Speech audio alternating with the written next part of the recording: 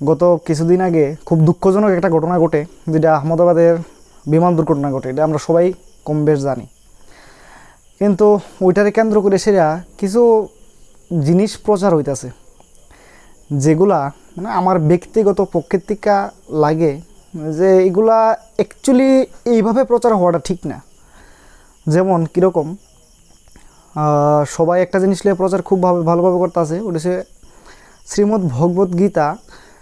ওই ঘটনার মধ্যে ওইখানে উপস্থিত ছিল এবং সমস্ত কিছু আগুনে দগ্ধ হওয়া সত্ত্বেও গীতার ওই কপিটা দগ্ধ হয়েছে না। এবং এটারে নিয়ে সেটা অনেকে পোস্ট করতেছে যে এটা একটা অলৌকিক ঘটনা এবং ওইটা ঈশ্বর করছে বা ঈশ্বর রক্ষা করছে বা দৈবিক কারণ বোঝানোর চেষ্টা করতেছে বা ট্রাই করতেছে। আসলে এই এই যে প্রচারটা আছে না, এই প্রচারটা কি সঠিকভাবে হইতাছে কি না, ওইটা নিয়ে আমার মাইন্ডে একটা ডাউট আছে। কারণ কেন প্রচারটা সঠিকভাবে হইতাছে কি না, দেখেন গীতারে কোনো সময় নষ্ট করা যায় না। কারণ গীতা কোনো একটা কপি না, কোনো একটা পেজের মধ্যে লেখা কোনো একটা কপি না, বা কোনো স্ক্রিপ্টেড কোনো কিছু না। এটা একটা নলেজ, এটা জ্ঞান, যে জ্ঞানের কোনো সময় নষ্ট করা যায় না এবং কোনো সময় পরিবর্তিত করা যায় না। এবং যে জ্ঞানটা অতীতেও আছিল, ভবিষ্যতেও থাকবে এবং বর্তমানেও জ্ঞানটা বর্তমান আছে। কিন্তু ওই যে গীতাটা, ওই জ্ঞানটা ওই গীতার মধ্যে পুঁথিত আছিল, যে কপিটা ওইখানে পাওয়া গেছে। এবং ওইটা আগুনে তখন এটা ফুটছে না, যার ধরুন অনেকে একটা জিনিস প্রচার করতেছে যেটা নাকি একটা অলৌকিক ঘটনা। অ্যাকচুয়ালি এই ঘটনাটা যদি আমরা এইভাবে প্রচার করি, তাহলে আমরা নেক্সট যে জেনারেশন আছে বা আমরা সমবয়সী যারা আছে, ইংরেজরা যারা আছে, তারা বিভিন্ন সময় একটা তর্ক দিব কিভাবে যে পরবর্তী সময় কোনো বিধর্মী মানুষ বা কোনো ইন্টেনশনালি যদি কেউ এরকম চেষ্টা করে যে ওই কপিটারে আগুনে ফুটছে এবং ওইটা যখন আগুন লাগিয়া যাইব বা ওইটা যখন ফুইরা যাইব, তখন কিন্তু আমরা চিন্তাধারারা আহত তারা ইচ্ছাকৃতভাবে করতে পারবো যে দেখো তোমরা তো কইছিলে তোমরা আগুনে ফুরে না, কই অক্ষণ তো ফুরে গেছে, অক্ষণ তো কেউ রক্ষা করছে না।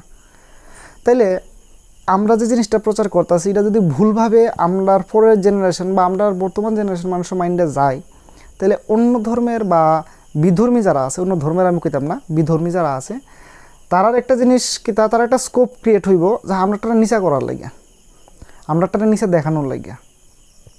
এবার ওইখানের থেকে যে রিপোর্ট পাওয়া গেছে, ওই রিপোর্টের থেকে একটা স্কুল ব্যাগ এবং গীতার কপিটা ওইখানে ওই অংশ থেকে উদ্ধার করা হয়েছে, যে অংশ আগুন গিয়ে পৌঁছাইছিল না। তাহলে কাজেই ওইখানে এরকম সিচুয়েশন আসিল না যেখানের মধ্যে গীতাটা ফুইরা যাইব। সুতরাং অলৌকিক ঘটনা এখানের মধ্যে এরকম কোনো কিছু নিয়ে অ্যাটাচ করার মতো কিছু নাই যে অলৌকিক ঘটনার থেকে এটা বাচ্চা গেছে। এটা অ্যাকচুয়ালি ওই জায়গাটা থেকে উদ্ধার করা হয়েছে যেখানে আগুন গিয়ে পৌঁছাইছে না। ওইটা আমি কইতাছি না, ওইখানে যারা রেস্কিউ টিম আসিল তাদের থেকে যে কথাটা আইতেছে ওই রিপোর্ট অনুসারে। এবং এটা এখান থেকে একটা ব্যাগও পাওয়া গেছে। এবার তার মানে এটা যে ব্যাগটারেও অলৌকিক ঘটনা বা ব্যাগটাও ভগবান এরকম কিন্তু ভাবার কোনো কারণ নেই। সুতরাং আমরা এটা একটা ভালো এক্সাম্পল হইতো না আমরা আমাদের ধর্মটা সঠিকভাবে প্রচার করার লাগিয়া।